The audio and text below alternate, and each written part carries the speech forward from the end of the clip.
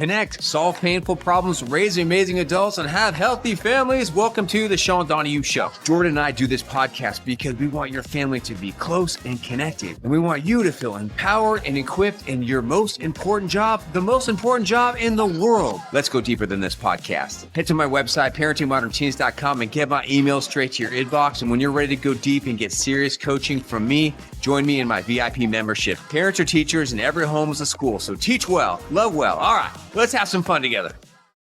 What's up, my fellow parents? Hey, a few days ago, I posted a video on social media, which was entitled something like how to respond to your kids' whining and negativity. And the little video I made has kind of exploded. There's probably over 2 million views on all these different platforms. And it really sent a message to me. The message was like, wow, like, Jordan, this is a huge issue. Like, this is an area that parents need tools and support, and it kind of makes sense. And so here we are, we're coming to share some support, some stories on this very important topic that most of us are dealing with, right, my man? No. Everybody's doing it. I know. Mean, let's be real. If it's not your kids, it's your spouse whining at something.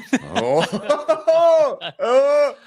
you. Or how about you? Maybe you're the whining. It's more like me being the spouse whining to my spouse. Yep. The reality is, like, I mean, let's be honest, Sean. I can't wait, and we as a listener can't wait to get to the Ask the Family Coach section, because it's like, I don't know what it is about these kids whining so dang much. It's driving me crazy. Really and right now, all I do is I say, stop whining. You're being so annoying. And then they start crying. You said I'm annoying. Yes. I'm like, no, you're being annoying. Stop whining. Right. So I need help. We all do. Yeah. I'm happy to say a few things I want to share is you're going to get some great tools that you're going to use with your kids to address whining. Second thing I want to share is just a word of thank you. When I look at the charts, the top charts, Jordan, for parenting, I see some amazing podcasters on there, and I see here we are. We've been sitting number 5 here for a few weeks. It's just shocking. I don't know what's happening of how we are up there with these amazing podcasts. But so thank you so much for all you moms and dads who are listening to us, are supporting this, and let's have some fun and let's go deep, because Jordan, I'm gonna do something a little interesting here in this podcast. You don't need to answer this question. It's like a rhetorical question.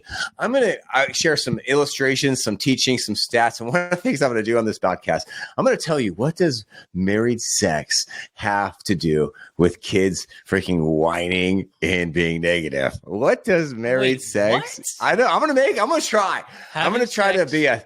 While you're married has to do with how the kids are whining. I know. I'm going to make a dope illustration that I think is going to be life-changing for everyone who's listening. I'm going to try. Okay. I'm going to try. All right. All I know is that if you've listened to this podcast before, you know that even though I might show up as this amazing parent on these social media videos, I have horrible days. I have my mistakes. And one of the things that really drives me nuts is if I'm on a camping trip, you want to see the opposite of the family coach. You want to see me act like a bozo or a big dummy. Like if you saw me, y'all should come camping with me sometime. And can you at least have a video of you freaking out one time? Show some of the flaws, because we want to see it. Okay, yeah. Okay. I'll try. You want to see it in person? You want nothing more when you're heated to have your kids come up and film you. Be like, let me see your real side. Oh, well, you'll see my real side if we're on a camping trip and I'm like, all right, guys, it's time to clean up, everybody. Mm-hmm. And my kids are whining, they're dragging their feet, they're moping. Like, it's caused problems. It won't fit. The sleeping bag won't fit. I don't know how to do it. I'm tired. I can't do it. This is annoying. They're not cleaning. I need to take a break. I didn't sleep good last night. Oh my gosh. So Jordan, I actually knew you when you were kind of a kid, young adult. And we've camped together, and I don't remember you being harsh camping, but I do remember there were times when you could see Sean Don snapped. It's going to be lecture mode, and you never got to the point where it was like lecture like mode. A scary Sean Don, but it was like, oh no, this is the real. He's going to get in our face, and he's going to try and figure out what's going wrong from us, because we were sometimes kids, we were just trying to have fun. Yeah, man, you were in high school when I met you, and maybe I was being moody, maybe I was being lame, but there were some times that happened that there was some legit stupid stuff that you and your buddies were doing. Like, I don't know if this is appropriate to share, but on one trip, some surf trip down to Baja, Mexico, two of your quote friends, they decided to do some weird prank, and these freaking teenage dudes, so dumb. This is like teenage dudes are so dumb. Some are so dumb. They took a poop. They took a poop on a plate, and they thought it was funny, Jordan, to put that plate in one of the girls' hotel rooms that they were hoping the girls would step on and then put poop. Oh, I think any teenage girl likes that. So did I lose my temper then? Do you remember? Was I cool cucumber then? Did it bring out the heat? And then they're whining that they got to clean it up, or that's so dumb. Oh my gosh, dude, that is so funny. I don't remember. I remember that story. It's hard for me to find that memory in my lockbox. I remember we already talked about this, starting a fire in Big Bear, and you flipped. Oh, so dumb. These stupid teenagers, everyone, they're playing with fire and lighter fluid in California, and they're lighting a line of fire, and they're dancing around it like they're living on it. It could have been really bad. I was raging, dude. I was so pissed. I was in like an Airbnb too. That was like a leadership retreat. So good. That was the best of the best, or lighting fires. But the reality is, what you did is kind of what you're teaching us now, and you didn't even really know it at the time. But you never got physical. You never yelled too much. You yelled to get us back inside, to put it out, and then we spent I remember 2 hours going through the process as to why we're doing what we're doing. Long meeting. It was a long meeting. I was so pissed. I was scared too that I was going to get in trouble. How about you? When you think about your lovely kids, they're 9, they're probably about 10, and you got Kinlan who's 4. Is there one area of your life when they're whining, or one version of a whine, or a style of whining, and when it just gets under your skin, it's like it brings out the beast? There's a lot. I mean, there's times when I've threatened to pull the car over. I was just listening to a family this week. Their kids were driving so nuts in the car that they pulled up to the police station and said, "Get out." They did. Yes, they did. Hell, they did it. And it whipped those kids in shape. They're like, "This is the police station. You get out and check yourself in right now." Oh my! How old are the kids? How old are the kids? 7 and 5. Are you going to tell them you shared that story on our podcast? Oh, I told them. I told my kids. I'm like, "Hey, listen, this is what someone did. If you guys don't shape up, I'm going to drop you off." I'll share.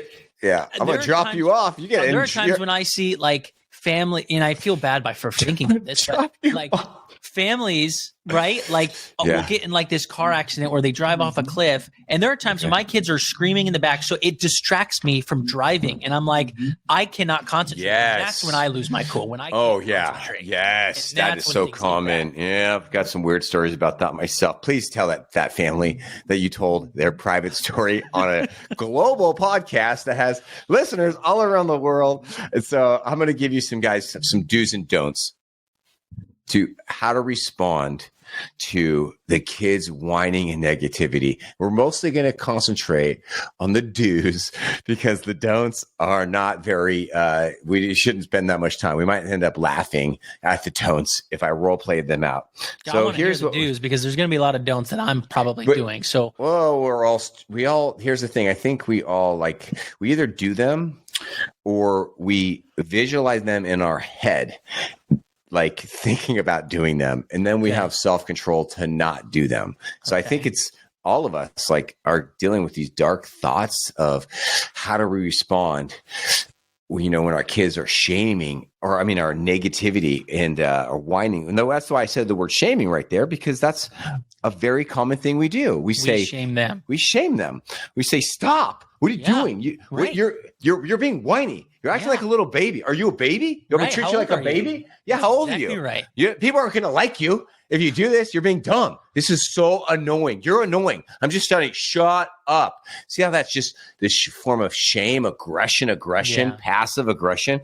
And we don't need to get into that, but you do a lot of that. Well, and there's been times when I've done that, and then I take a second and I can see the reaction, and I have to stop and cool my jets and be like, "Listen, I'm sorry I reacted that way, but I do not like it when you do this." That's loving. Yeah. Because it's you tell them to do something, or they ask for something, you say, "No, not right now." And one of the worst things I hate to hear is this: "Aw." That's not fair. Oh, my Oh, gosh, yeah. it drives me crazy. Oh, that's it. That's so common. What is fair? What do you mean it's not fair? You're trying to say, what is fair? Tell me what's fair, and then I'll tell you whether it's fair or not. Yeah, so you go into judge mode. That's Yes, like I'm judge the mode. judge. Okay, That's I'm the exactly right. judge, the jury. Yeah, some parents, they go into lecture mode. Let me tell you, chapter 1 about why this is so ridiculous. Some parents, they go into command and control role. Nope, you're whining. Go sit down over there. Just sit down. No, go do this right now. And so we'll talk about why we do this. We'll also talk briefly about some of the damage we do when we do a lot of this. Not to bring up the mom guilt or the dad guilt, but I want to motivate you to replace that tool with something healthier. Because, guys, this is a parenting tool. Shaming your kids, scolding them, lecturing them, yelling at them. These are parenting tools that we do to try to make our lives better, to try to bring calm in the chaos, and to try to raise good kids. These are parenting tools. People don't normally refer to like crappy negative stuff as tools, do they, Jordan? But they are. They're tools that parents use every day. But the reality is, too, it's taken us as parents a long time to craft these tools and try to get them sharpen these tools. But the reality is, we're still working on that. So the double-edged sword here is we kind of want our kids to automatically know this stuff. Yeah. And when they don't, we get all frustrated. But we were in the same place at one time. We were. It's hard. Like, there's this funny Instagram video right now, and it's this kid saying, hey, guy, he's like 6. He's like, hey, guys, I'm going to teach you how to get what you want from your parents. And he's like, instead of doing this, and it'll be a video of like, hey, Dad, can you go jump on the trampoline with me? And the dad's like, no, son, I can't do it right now. I'm busy. And it comes back to the kid. And he's like, why don't you try this? Hey, Dad, I really love spending time with you, and I just love playing. Would you mind spending 5 minutes to jump on the trampoline with me? Of course, every dad's going to say yes. Like, yes, of course. And so it's like these kids are whining, but they don't know how. They don't know how. Yet. They don't know how. They've never taken a class. Any of these things, and parents or teachers in every home's a school, and we're going to help you replace these negative tools with something positive. But you know what? A lot of parents, they don't yell and they don't snap, they don't lecture, but they go the other extreme in a negative way. Jordan, the kids are whining, and what do? They appease them, they people please them, they give them what they want. Oh, there's a lot of that right now. There's so much of that kind of parenting right now. And we're going to talk about why that is in a minute too. But that is a huge issue with our generation of parents, my man. We have a lot of people-pleasing parents, right? Which then creates whining, because we're always teaching people how we want to be treated. So you cave to your kid, you whine to them, you give them that extra treat or that stupid food or that extra screen time. And every time you do that, you're sending a message that this works for me. You can treat me this way. I will respond to your whining. You want to speak English to me? Go ahead. You want to speak a language called whining and negativity? Go ahead. I speak both language. I'm bilingual, right? Right. And then you just screwed yourself, and that is super common. So the reality is, it's not just kids that whine. Adults whine all the time too. But more important as to what age it is when you whine. Why do we whine? Why are the kids whining? Why are we whining? Why do we always complain? Ask yourself, everybody. Ask yourself deeply. Why do you whine? Why do your kids whine? I'm going to give you some answers. That's a great question. I think it's because you want something and you're not getting it. That's true. That's one of the true reasons. Go deeper, though. That's true. So, like, let's say you're an adult and you work at a place that's minimum wage and you don't get a raise. You're going to whine. Yeah. Why don't I get this? It's when you don't get what you want. Yep. Right. But who do you whine to? And where's the fine line between whining versus just sharing negative feelings with your loved ones? These are all questions that every parent needs to answer. Because parents or teachers never home's a school, the more you can clarify this in your own mind, the better you can teach it. And so here's a quote. Okay, go ahead. Nope. Well, here's a quote that I got from this thing that's called Adlerin psychology, which asserts that all humans are hardwired with two basic emotional needs: belonging and significance. Okay, what does that have to do with whining? Well, one of the crucial ways parents can meet a child's need for belonging is to give sufficient amounts of attention to that child. Okay, that makes sense. We all want to But belong. some parents are still very confused though, because they're with their kids all day because they're a stay-at-home parent, and the kids are whining. So it's like, don't worry, I'm going to give you some ideas for that too. Well, researchers have found that people tune in more to whining than to natural speech or crying. Isn't that interesting right there? That's probably because we're emotional beings, right? If someone comes to you and says, Sean, this really disturbed me. Wow. Can we talk about it? You can be like, oh, sure. Give me a couple minutes. But if someone comes to you crying, that's good, and saying, hey, I something got, you're going to immediately get them your attention. Oh, that's good. It's really, I want to chat about that too. So yeah, from psychology.com, there's a quote. I'll read another quote later from Psychology Today. They were saying kids don't whine to intentionally irritate us. They whine because they haven't learned a positive, productive way to get our attention or to have their needs met. Kind of like what you just said. That's what I just said. It's like, this is the English language they're learning, and they are now trying to learn the emotional language of getting their needs met, and they need a parent's help. And so a couple ways of looking at this. If you have a whiny kid in your house, essentially, here's a couple things that could be helpful. One way to look at it is, look, I have a child that needs extra attention on getting some these new tools, whether they're 3 or they're 13 or somewhere in between. And what you could also say, instead of labeling that kid or scolding them or shaming them, say, look, I need to spend more time with this kid. I need to improve my teaching, because their whining patterns might actually be a reflection of your poor teaching or your failure as a teacher. That's a strong word. And I think it's important for us to remember that, like, our household can be the way we want it to be, right? Because I was just going to say, listen, look at what we are as a country. We whine to try and get our way. Something's wrong. We whine loud enough, and then eventually something's going to change. But unfortunately, it's just, we allow this whining to take place rather than taking a more logical and adult approach. That's really which we need to do in our household. You know, you could even make the argument that whether you're watching CNN or Fox News, you're actually, what you have on the screen in front of you is these very smart, very articulate whiners. That's exactly and they've learned to whine. I'm just saying what you just said, because I never thought about that. Learn how to whine and point out negativity in a very creative, edgy way that inspires people to like whine with them or to get irate with them and the cause that they're like preaching about. Like, even if you have, let's say, a political party that's doing some good, okay? Yeah. The other party is going to whine no matter what. Even if it's good, they're going to find every little thing to whine about. It's like, we promote whining. Why are we, clicking on the headline that's negative and more whining based? It's because I don't know why we're drawn to it, but it's almost like we have a wall in between, let's say, us and another person. And there's disconnect there when it comes to communication, because since we are emotional beings, we have to use those emotions to get someone's attention rather than just words. I just picked up my pen and I made a little list. As we go through this, I'm going to make a list of all the reasons why humans whine. And right now I'm up to 2, and I want to add the third one down. Okay. When your child was a baby, they whined, they cried, because that's what humans do. That's a natural thing. They don't know English. They can't speak.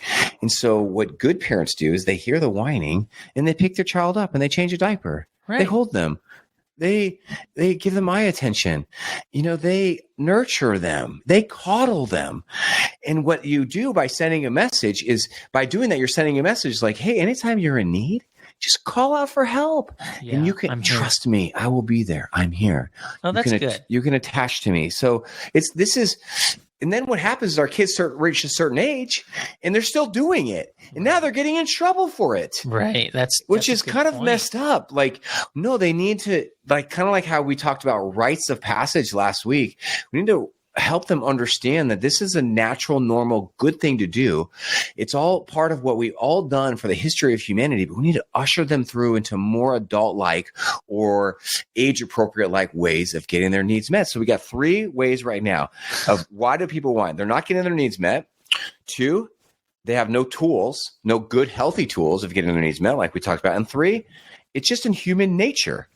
Now, here's something else in human nature: having sex. having married sex. Okay, here we Good go. Here it married, comes. dude. I'm waiting for this Don't you just love good married sex? Like no one talks about doesn't? that, dude. Who I doesn't? do. I do. I think about it right now, man. I think about it all the time. Not with you, but with my special lady, Danielle.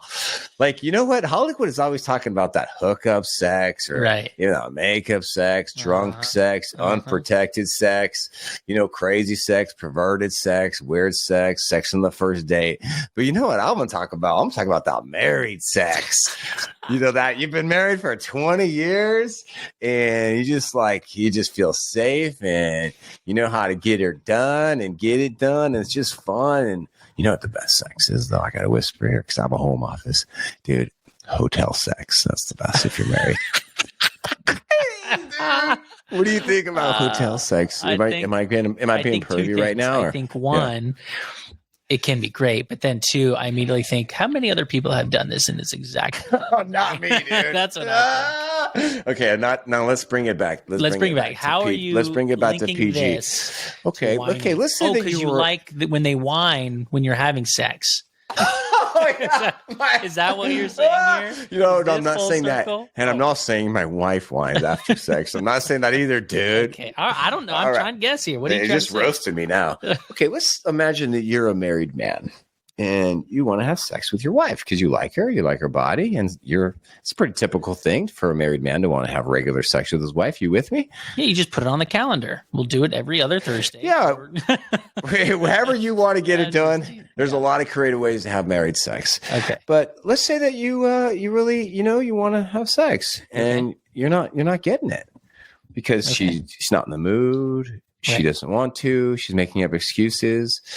How are most? Just so everybody knows, we are talking about this from a guy's perspective. So all the ladies out here, like, probably. Yeah, we are. Oh, great. We are, yes, which is, I don't have the research in front of me, but yeah, it's pretty typical that not every married man wants sex more than his wife. Sometimes it's flipped, sometimes it's equal, but let's just say hypothetically, you're a married man and you like to have regular sex with your wife and she's not giving you regular sex. She's not meeting you. How are you going to handle it? How are you going to feel about that?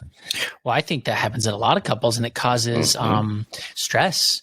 Yeah, it causes anxiety. It causes problems in the marriage. It causes the lack of love you feel for one another, especially from a guy's perspective, which then can ultimately lead to counseling. And then it gets awkward. You talk to the counselor about it. How do we do this? And there's a classic scene from it's either analyze this or analyze that. And have you seen that movie? With we're talking Adam Sandler and with Billy Crystal. No, Billy Crystal. And Billy Robert De Niro. And there's this. I like those movies. I like those movies. He's just like and then at the end of the movie, he realizes life's too short, and he's like, "Just do it. Go have fun. Take the paintings off the walls. Get crazy." You know what I mean? And the guy's all smiling, but. That was a therapy session. There's a lot of people that don't go to therapy and they don't know how to talk to their spouse about that. No, they don't. They don't talk about sex or why they are struggling with sex. They don't do the work. And then ultimately, maybe they go find it somewhere else. Then it creates different issues and resentment. And so, before resentment sinks in, you have to imagine because, that it's going to be hard for this. We'll just call it a man in this scenario, but it could be for, a woman. He's going to start feeling kind of negative and let's say he's trying to be like, hey, can we have sex tonight in their own, specific way. Right. And the wife says, no, I don't really feel like it. And then he's going to say something like, oh, it's been so long. Sure. And then the wife's going to say what? What could she say to that? Come on, honey, it's been a long time. And then what would a wife maybe say? I know, but it's not tonight. I'm exhausted. Right. Totally typical. And then he's going to say, but when, tomorrow or the next day? Like when? What is she going to say then? Let's see how I'm feeling. And then he's going to say what? Right. I'm totally tracking with you. I like how I'm just putting you on. And then he's going to say, no, I'll be him. You be her. Okay. I'll be like, well, okay. It's just been a long time. And like, tomorrow we'll see how I feel tomorrow. Well, then it's just hard. I just keep asking. And then, I'm feeling rejected. And like, it's just, what if you don't want to tomorrow? This is really, really hard for me. So I'm trying to think of it from a girl's perspective where she is, when you look at masculinity, femininity, you've got, the feminine side that really wants that love and affection, right? Yeah. And they really want to feel that love and affection. So ultimately, maybe the spouse would say, well, I'm not feeling any love from you. So until I get that, you're not getting this. Right. And I'm looking at it from a male's point of view because I don't know if you noticed this, but I was actually just whining right there. Did you notice that? You were right. I was whining. You were whining. Were you whining? I think we got to separate between whining and stating facts. How do you state facts? I think I was kind of whining right there. Like I was trying to mimic a child whining who wants candy or wants something. Why? What about, I spent a long time. When? I didn't use a childish voice. I used a masculine voice. Right. But so let's just take a shovel. I can't. Okay. From a man's point of view. You're not getting what you want. Okay. He's not getting what he wants. So you're whining. So let's go deeper for a second. One thing I always try to train the parents who work with me in my VIP membership, which is such an incredible experience, life-changing. I hope you guys can join me in it, is to view, family life is it's never about what it's about. It's never about what it's about. And right now, on the surface, it seems like this conversation about, lovemaking in a marriage, but it's kind of deeper than that. One thing that I think is going on here is the lack of trust in this marriage relationship. Do you think that the husband in this role playing we just did impromptu, do you think he trusts her to give him sex or to meet his needs tomorrow? Do you think that he trusts based on what we just did? Right. Do you think there's a lot of trust in his? Did you hear trust in his tone? Not if he's whining. In his heart. I didn't really hear trust either. Right. I don't think he trusts her. Or he's just fogged by his need, his desire. He wants. I don't care when we're doing it now. He wants to get some. He loves his wife. He loves her body. He wants to have sex. He wants to be intimate with her. Right. So trust could be the ultimate. Well, maybe for him. So what would it be for her?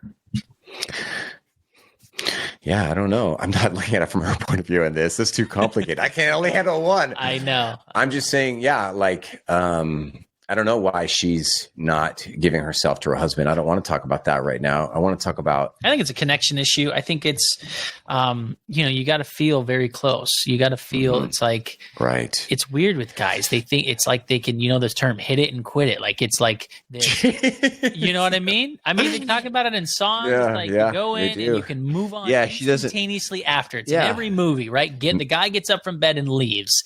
And it's just like, that's not the same. And it shouldn't be that way, which is why maybe she doesn't trust him. Marital sex. Maybe she doesn't trust him to meet her needs or to be loving, caring, gentle, teamwork. And maybe they're just missing each other. I just know that, let's say that I'm going to make a parenting point about sex, marriage sex. And I'm about to try to, like I told you I was going to do at the beginning of this, I'm going to try to make what I think is a really important point. Now let's do that role playing again.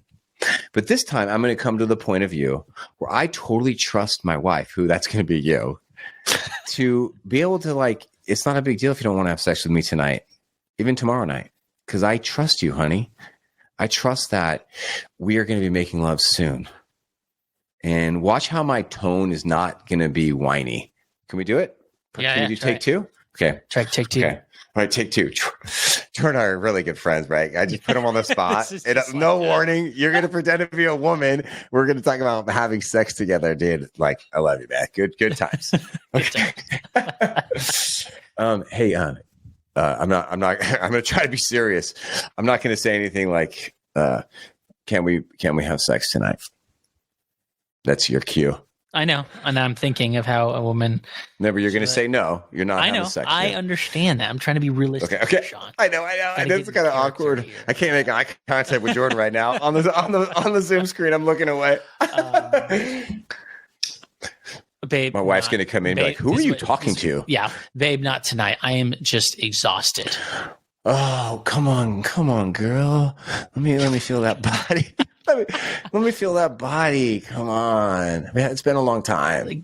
Listen, I am. Let's maybe tomorrow. Let me see how I'm feeling tomorrow. I need to go to bed. Yeah. Hey, you're my girl. Zonked. Oh, dude, you're a great mom and you got a nice booty and I can wait. It's all good. You're my girl. You want a back massage, or you want me to tickle your arm? Really? Yeah. Yeah. Great. All right. See the difference there? Why didn't I whine? Focus on me for a second. Why didn't I whine? Because you are trying. Well, first off, you love her, right? Mhm. You can understand where she's coming from. She is probably exhausted. She had a long day, Yeah. and you probably did too, but she's not right there. So instead of being whiny, you want to be supportive husband. You want to be encouraging husband. So isn't it kind of deep that I believe the fourth reason, I'm just making this up on the spot with my pen in my right hand right now, is one of the reasons why humans lie. I'm sorry. Humans whine is because the relationship lacks trust. They actually do not trust that the person is really going to care for them and meet their needs eventually. And when they don't have that trust, then there's fear built out. And then it just comes off more whining because it's like a grasp for attention. It's like a begging. I need to be able to trust you. Are you going to be there for me? What do you think about that? The real question is, Sean, would you offer to give her a back rub, a massage, or tell her she has a nice booty if you weren't trying to get something the next day? I don't know if I should laugh at that or cry. I don't know if you changed the subject right now. No, yes, I think that you're being serious. Like, are you leading her into being like, I gotta like, are you just doing it to get the ice cream at the end of the party? Right. I think that my response is that in this role playing and in my own private marriage, and I think in hopefully all marriages, is that you would hope that your spouse can trust you. Right. That when you get physical and intimate, it's not just about intercourse. It's about just touching and patience and hugs and positive love languages type stuff, right?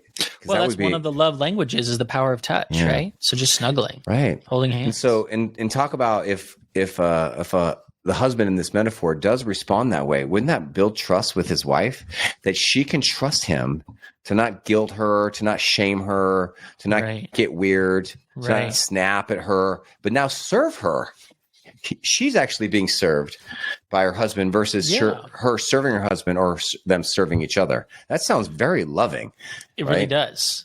So if I'm trying to bring this back full circle, you were whining, but you're doing something that's not, you're being a supportive husband. You're saying adults can do it. But we can understand this now.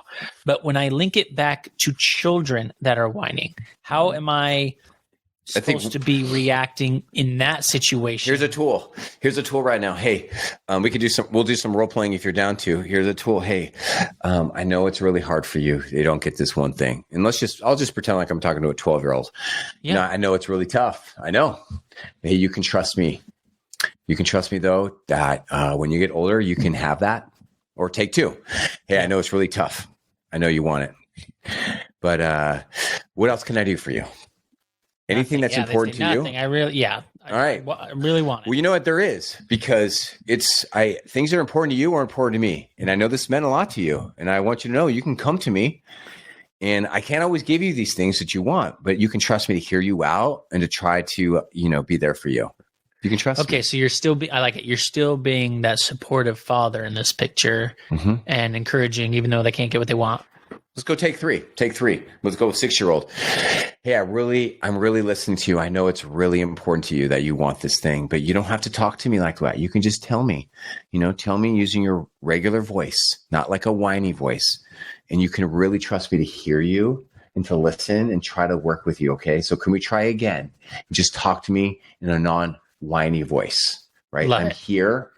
You can trust me. You don't have to use that voice to get my attention, because some super smart person that I'm looking at right now taught me 20 minutes ago that they use a whiny voice because it gets attention. That's you, right? You're the one that taught me that. Oh yeah. That no, really I mean, makes sense. It gets attention, but and I know this will work with time, right? Doing these practices, using the words trust, like you've taught us in previous podcasts, is very important. And over time, this can be very, very successful. And you're still going to give us some tips on what we can do. But my question is, what if you get into that situation where they are just freaking out, stomping and screaming and whining? What do we do, Sean? Oh, okay. What do we do? All right. So here we go. Ask the family coach. I got some good action steps for you guys, and I want to teach you by telling you two personal stories. Okay. And hopefully Jordan will get we'll get a story or two out of Jordan. One story that happened to me just last night at the mini golf course. We went there with some friends. How'd you do? Any holes in one? A few, but we actually did something fun. We went up with these dear family friends who we love, and at the PF Chang's, I was like, hey guys, I got an idea. How about everybody putting $1 into the pot, and we'll keep score, and the winner gets the whole pot, because we had a bunch of teenagers and some tweens, and it was mostly fun. As soon as a little bit, sometimes people got a little bit too competitive at times, and it was a little Mr. sour. No, not me. No, I decided right away, like, I'm going to try to not win, because I don't want to, I don't care about winning. I just want everyone else to have a good time. All right. All right. That's good. And I didn't win, even though I actually did try to win, but thankfully I did, but I was playing so bad. I was like, well, I'm playing so bad. So it's my plan is going. I sucked. And then I got hot on the back nine. Anyways, let's go back to you. All right. Here's the first thing. And I want to get a tractor out, and I want to go deep on the first thing, because on the surface, the first thing is not that deep. So here we are. Ask the family coach. Let me give you some steps how to respond to your kids whining and negativity. Your first step is to take a chill pill. Take a chill pill. Remember that term? Yes. Yeah. Do you use it anymore? Take a chill pill. Well, of course I do. You've taught us, take steam, take a walk, take 5 minutes. If you're heated, just take a second for you before you react. So yes, I've taken chill pills. All right, let's go deeper. What do we do in this chill pill, though? We've talked a lot on these podcasts. We're supposed to do self-talk. We're supposed to do self-talk. Yeah, buddy. Yes. And we do a lot of good things with this when we're sucking on that chill pill. Why are we so mad that they're whining? What is coming up in us that's making me want to throw this book at their face? So do it right now. What comes up for you? Okay, I'm just trying to put you on the spot. All right, let's pretend you're on the some psychologist's couch, and I'll come up. I'll do it the same, and I'm going to get deep for everybody here. I'm going to get very deep. So you're asking me to do my self-talk. Yeah, I don't know what comes up for you, dude. I walk away and I'm just like, I was at that age one time. I wanted the exact same thing that they wanted. Gosh, those kids can be so frustrating. Why do they just whine all the dang time? Nope, Jordan, it's okay. We just need to go to their level and figure out what's bothering them and try to get to the root of the problem. Give me a few minutes and let me go in, let them know I love them. Let me know that they can trust me and that we will move forward with it. And then, of course, when I do that, it fires up yet again the second time around. But anyway, over time, it'll work. I think it will. And sometimes there's parents here that are really trying to use positive parenting or gentle parenting principles, and they just start getting stuck because they're missing a piece of the pie here. So if that's you, and you feel like you're getting stuck with a lot of these principles, I can show you the piece that you're probably missing. But that's good. So I want to give more people options of things, of really positive places they can go when they're taking that chill and that pill, and they're chilling on the pill. And I want to kind of go deep for a second about things we can say to ourselves when we're in that pill place. Is that cool with you? Yeah. I mean, when I chill on the pill, I'm usually on the hill with Phil. So it's really nice to just get it all out there. Go for it. I actually have a physical representation of a chill pill. It's a blow pop for some reason. Oh, I don't know why. To get through it. I like blow pops. Sometimes when I golf, I'll bring a blow pop because it helps me to just kind of simmer down and be chill. Do you like blow pops? I haven't had one since I was 12, but yeah. Okay. So here's let's get deep for a second. Okay.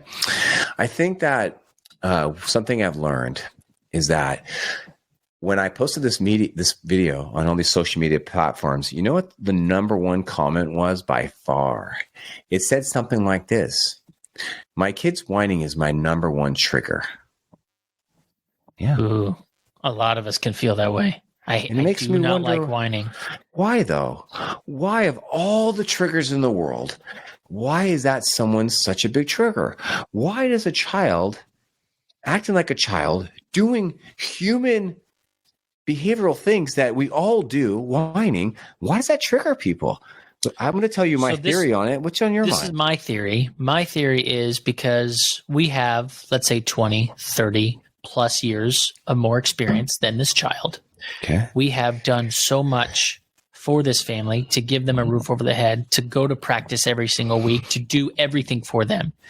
They have everything they could ever want. They live in an age where they have technology at their fingertips and knowledge at their fingertips. They're on playing video games. They have friends. They're having a great time. And they whine saying they're bored.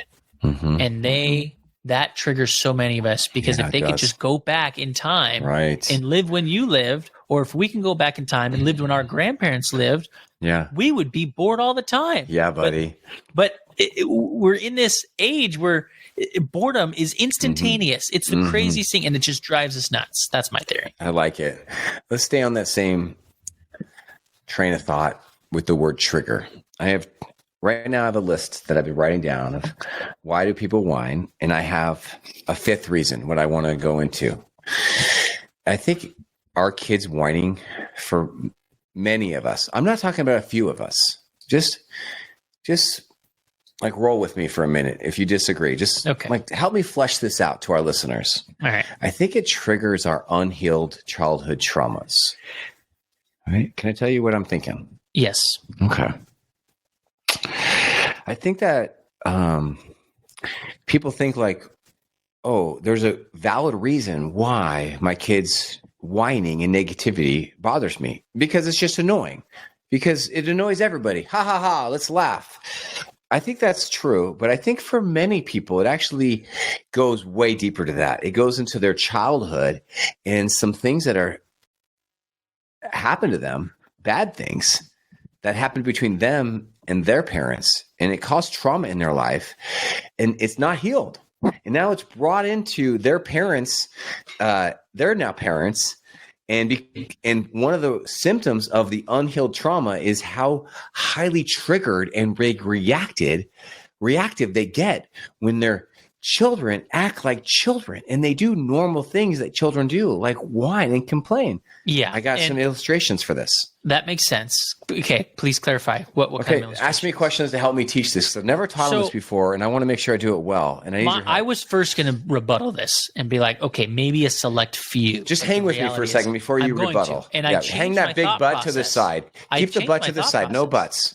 Yeah. And the reason I already is because a childhood trauma doesn't necessarily mean I went through trauma as a child. What it does to me is you're using the term childhood trauma, but maybe through my childhood, through my tweens, teenage years, adult years, I made sacrifices to make the smart decisions to do X, Y, Z. Yeah, yeah. And so let's say you're a firstborn child and you were, more of a go-getter, and you had to take care of your siblings, and you went to college and you did all this stuff. Mm-hmm. And then you hear your kids whining about, and they're not taking those same actions that you did. So there's the childhood trauma, I think, even though it's different, but it's like, why aren't you going out and playing until I ring the dang triangle? Like I was out all day on my bike. What are you doing? Yes, you're going. Here you go. Let me use some more like outlandish or extreme scenarios, and then I'll bring it into more common scenarios to try to prove my point. Okay, imagine that you're a child, Jordan. You have to use your imagination, and you're dealing with childhood hunger because your parents do not have the ability to put healthy foods into the fridge in the cabinets every day. That's traumatic. That is traumatic. I mean, this is serious ACEs, adverse childhood experiences. If you do not have food, and that's traumatic. I don't know what that feels like, and you don't either, man. I saw where you grew up, dude. Well, actually, when before I met you, when I was like grade school, we would eat pancakes for breakfast because we had nothing in the house except like flour and eggs. Oh, I would pardon me then. Pardon me. I would eat at fast food joints. My mom was a single parent; she'd work till 9 o'clock at night. Dang, and you know what I mean? We would just eat whatever we could. And now my kids are like, I don't want that. It's not good. You make lasagna. That's just, and I'm like, are you freaking kidding me? So that is a childhood trauma too. So this is where I'm going. And now all of a sudden that you were that child once who was hungry, who was not eating who had to even go to school to eat the free food. And back then there was actually a stigma around that. You felt embarrassed. Some kids felt embarrassed to eat the free food at schools. They did. Or to have the meal cards or to go 100%. Through. I used to bag groceries at a huge grocery store, and I would see the parents buying with the single moms using the food cards, stamps, and the stamps. And I would kind of see sometimes how emotionally challenging it was for the kids and for the right. Yeah. And then now all of a sudden you're a happy, healthy, successful adult, and you're a parent. Good job. Yeah. And you give your kids this awesome food.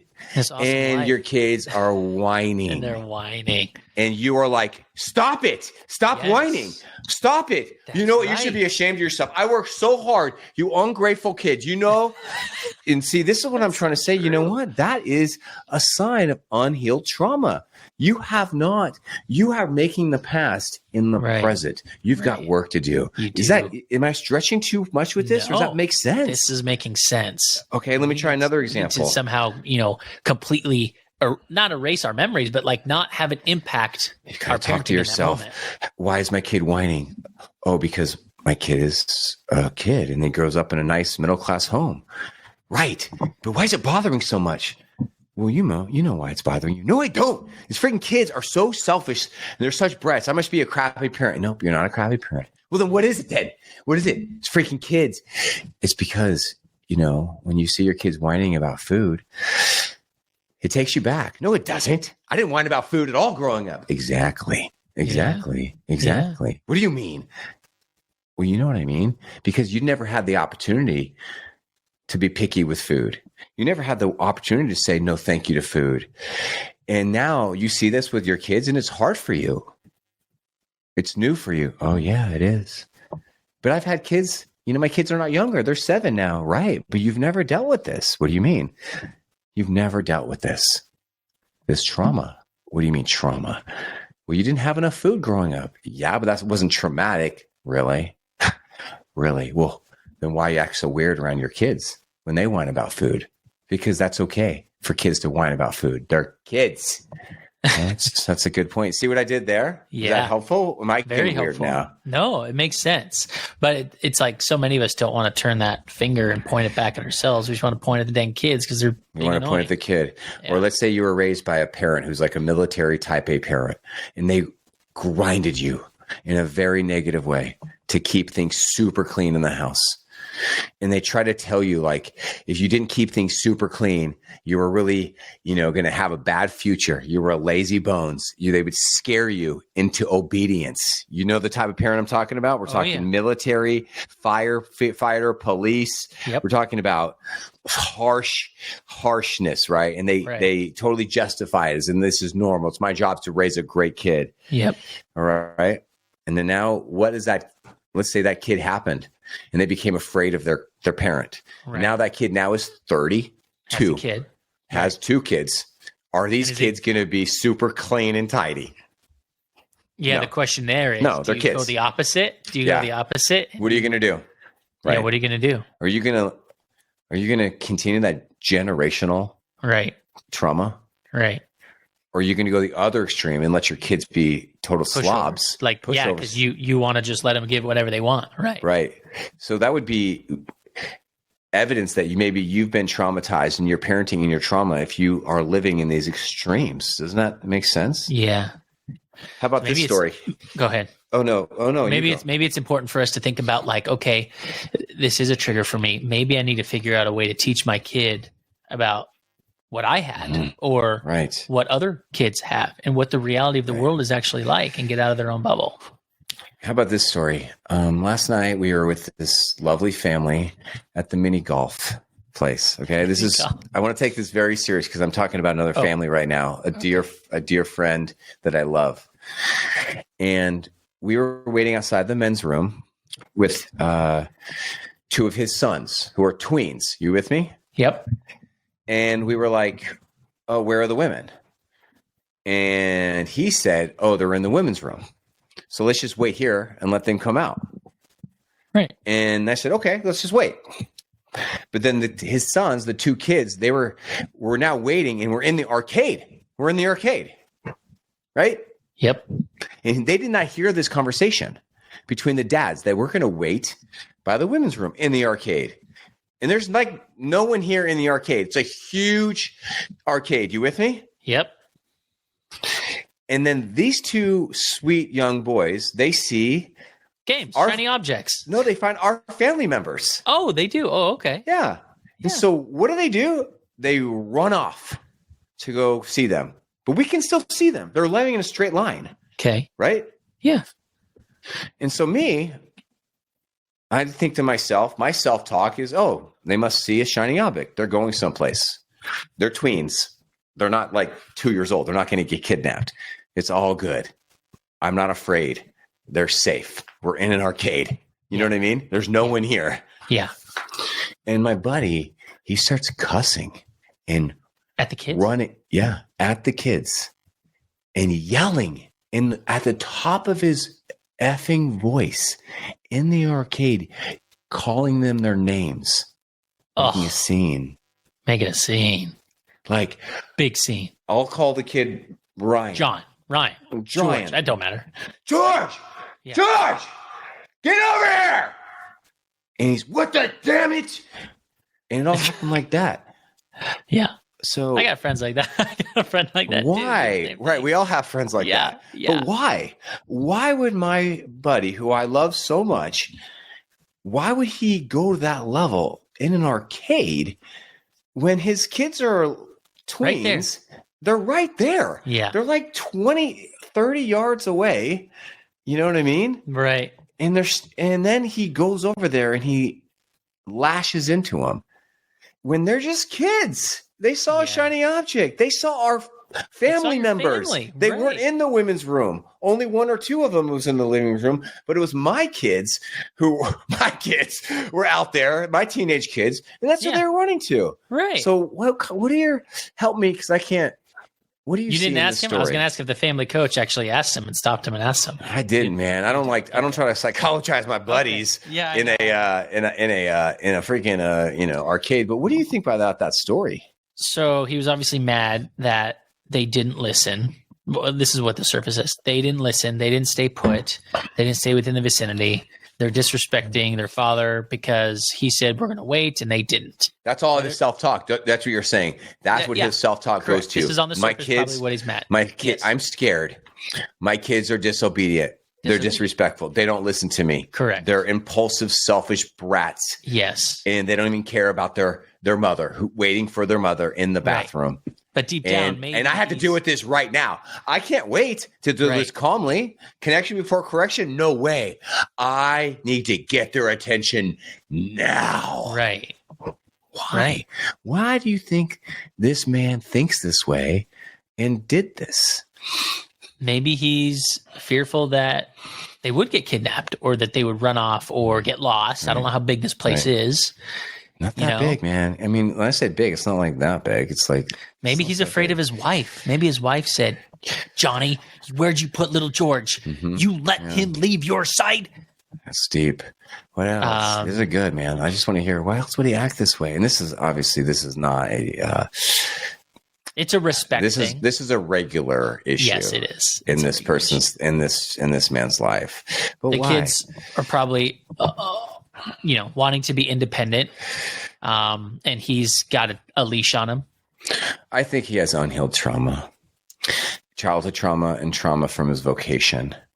I think he's a first responder. I don't want to share too many details, and I think he not only has unhealed trauma from his vocation, because first responders, they see crazy stuff. Oh my gosh! And I don't think he has.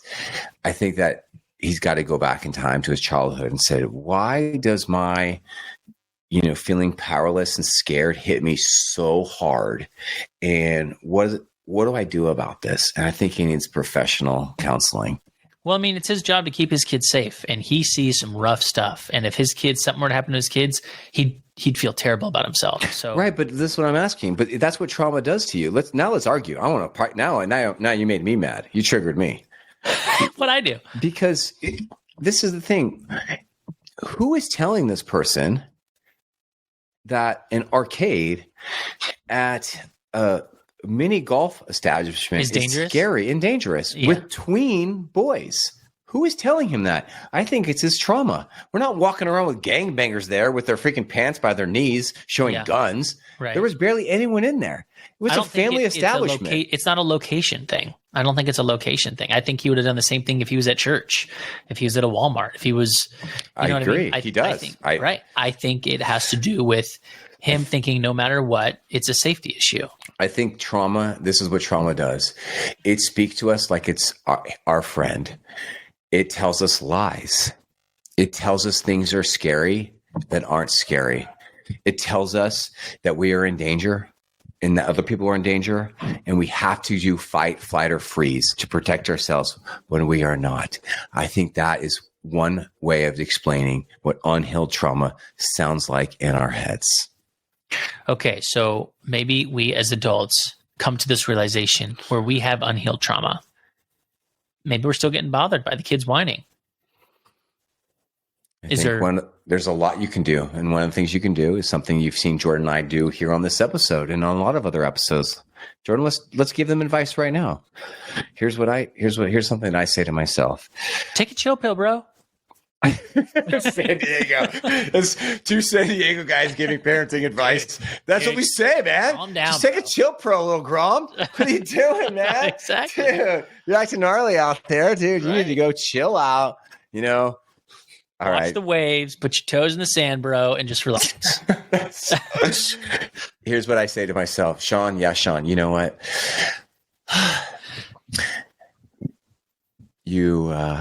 When you whined, when you cried as a kid, no one was there for you. Mm. And you had to figure this out on your own. And that's not what you want to do with these kids you have. That's not what you want to do. You want to let your kids feel safe with you. You want to be their person. And so when they whine at you, remember, this isn't a camping trip. Yeah. This is, and if it is a camping trip, it's okay. You can, they're young kids. You can pack up more than your share. They're not going to become losers because they're not great packing up a camping trip. Sean, chill out. They're children. They're not you. They're not a 6-foot grown man, who has a better handle on his emotions, right? Which is ironic. Just, you want to be there for them, and you want to give them a safe place so they can share negative emotions with you. So, Sean, just show up with love right now. Be loving. Do you think over time, if we do that the kids would eventually stop whining, or would they? Well, why don't my kids? Well, obviously we're working through some whining issues with my 7-year-old, but why does my 7-year-old not whine very much? And why do my kids not whine? Well, because I'm telling you, these tools work. Because why does the husband who wants sex with his wife, why does he not whine when he doesn't get it? Because he trusts. This person's there Trust is the key word there. I have the tools. I know that they're there for me, and I don't need to whine. And it doesn't, you know what I mean? It doesn't work anyway. I don't get what I want when I whine. Because if the woman were to have sex with his wife every time he whined, well, then of course he would whine, right? Of course that doesn't work though. Right. How many women are having sex with their husband because he's a whiny little whiner? Biatch, right? That's exactly right. Right. Dude, right? I like that. All right. So self-talk. We got to go down. All right. So let's go. Here's another thing. Okay. Why do people whine? It triggers our own selfishness. What are your thoughts on that? Yeah. We're selfish because we want something as adults. Mm-hmm. Yeah. What do we want? We want the kids to behave. We want the kids to eat their food. We want the kids to do their dang chores. We want the kids to pick up that dang tent after camping. Make my life easier. Don't bother me, freaking kid. Right. It's just so selfish. Wait, clean out my camping stuff and shut up. Right. Right? That's exactly right. I mean, why did we have kids to begin with? That's why. Oh, no. That's because we did what we were talking about. If you think about it, anytime your kids are whining, we are all at a fork in the road. Yes. Which path do we take? Option 1, halt. HALT. Why is my kid whining? Well, maybe they're hungry. Maybe they're angry. Maybe they're lonely. Maybe they're tired. That's often the case with kids ages 9 and under, isn't it? It's one of those reasons, right?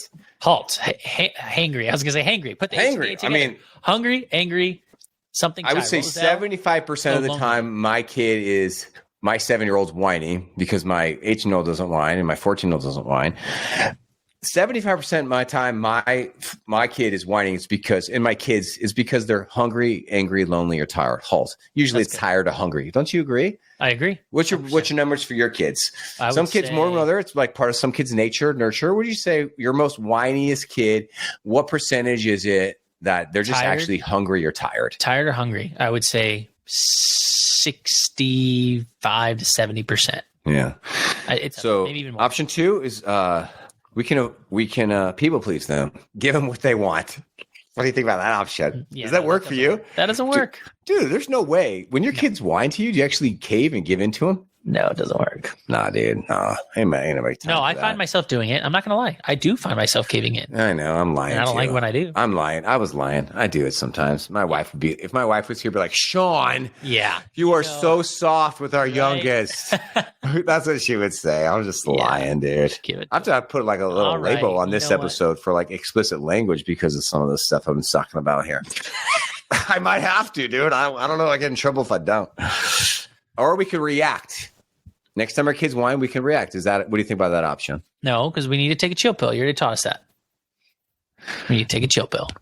How about this? We can do what we're going to close up our episode on. And wow, we can do some emotion coaching. Ooh. Okay. We say, shut up. Stop. Think of this, everybody. Our kids are whining because Don't you cry. Don't reframe you the think way about crying. reframe the way you think of whining. This, Okay. I think, is and going to and change your you've life. done a great job with teaching us that, to reframe it. The fact that we've all done it. This is what they do.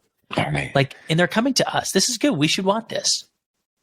Here's how to speak identity into a whining or really negative child. First, make sure you don't say, "Will you just be quiet? Just be quiet. It's so annoying. You're whining. Just shut up. Like, I'm sick of hearing this all the time. There's so much whining. You can't always get what you want in life. You got to get used to it. Suck it up." First, let me tell you something interesting to think about. If you are a good parent, like you love your kids, you care about them, you spend time with them, well then, hopefully you're going to be your child's person. Like, you are their person. If you are your child's person, well, first of all, good job. Nice work. And there's a lot of pros and a lot of hard things that come out of this. One of the challenging things is that your child might whine to you. Why do they whine? Well, because you are their person. Think of this.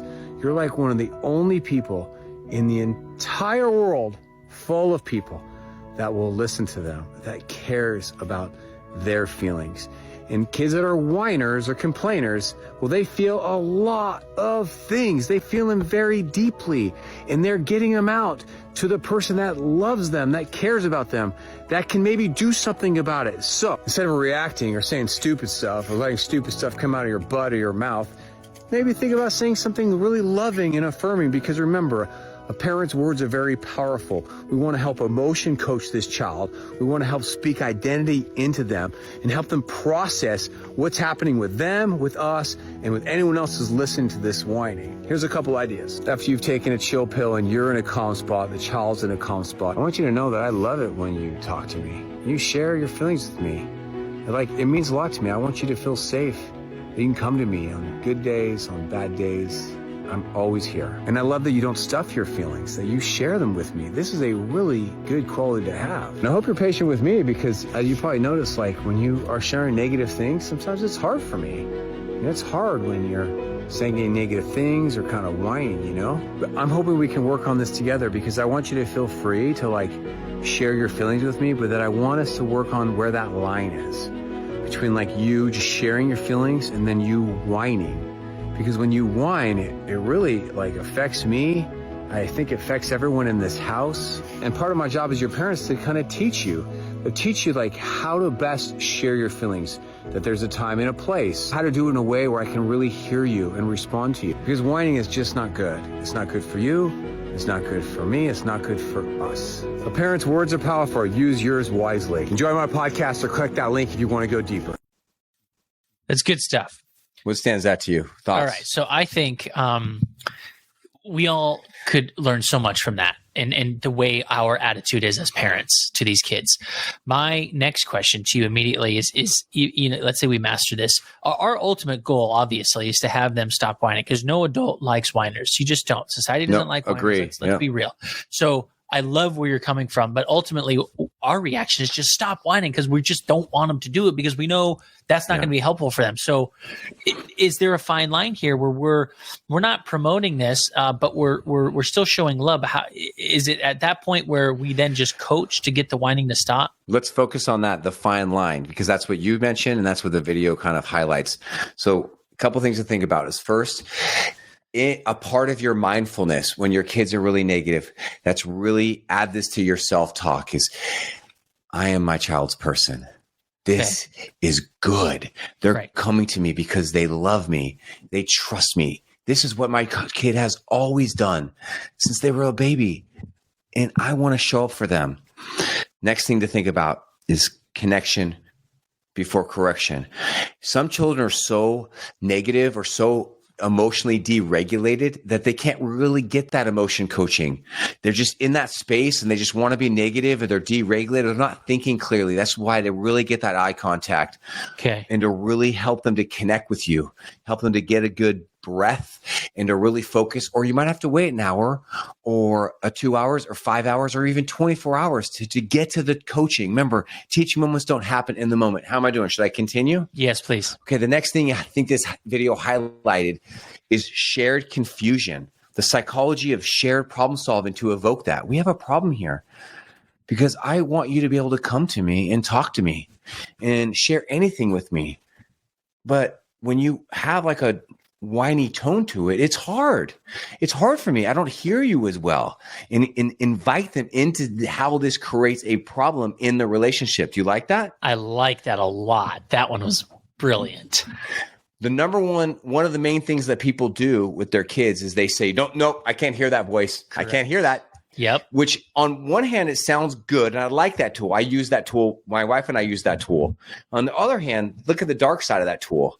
That you're teaching your child that for them to get comfort from you, to get your attention, they have to like have all their ducks in a row. Right. They have to have everything regulated.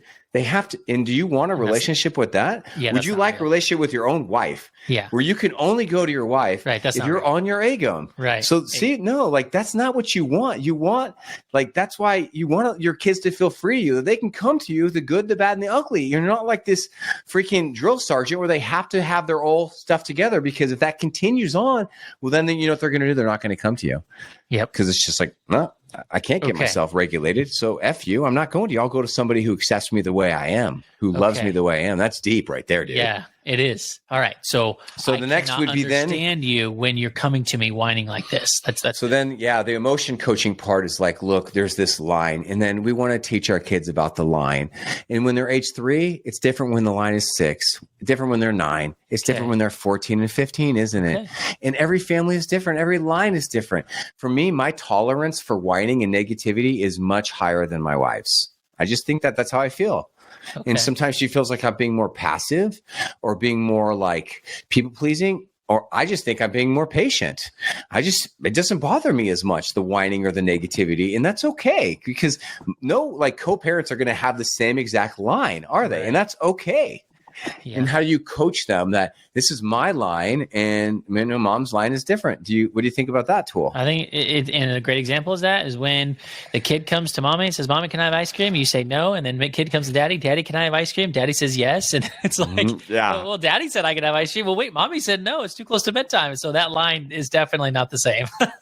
So lastly, what you're doing here is you're working with your child to co-create a win-win based on trust. So they can trust you, that they can come to you. It doesn't have to be perfect, but you can trust them to kind of know where that line is and to keep working on it, and to know how this whining really affects you, your feelings, your vibe, and her first relationship, and to help them process that even at the young age of 4.